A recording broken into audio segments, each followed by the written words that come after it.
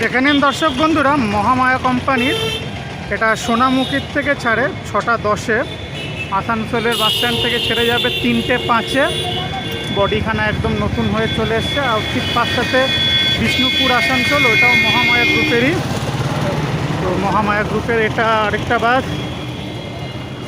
খুব সুন্দর কিন্তু বডিখানা হালে ফিলালে বডি করিয়ে এসছে মহামায়া কোম্পানির। চলুন একটু ভেতরটা দেখিয়ে নেব।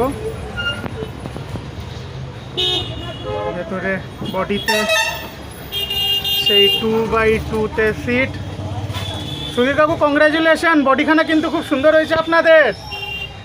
সোনামুখীর থেকে সকালবেলায় ছাড়ছেন বললেন, আসানসোলে 8টা কততে ঢুকছে, 9টার সময় ঢুকে যাচ্ছেন, আবার এখান থেকে 3:05-এ বললেন বেরিয়ে যাবে বাসস্ট্যান্ড থেকে, আর সোনামুখী ঢুকতে ঢুকতে 6:15। ঠিক ঠিক, ধন্যবাদ। আপনি তো ড্রাইভার বাবু, আপনার নামটা?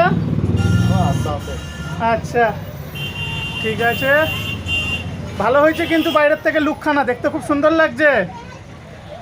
তো ভেতরের বডিতে চেয়ার সিট, সামনের কেবিনেতেও চেয়ার সিট রয়েছে টাটা মোটরসের বডিতে।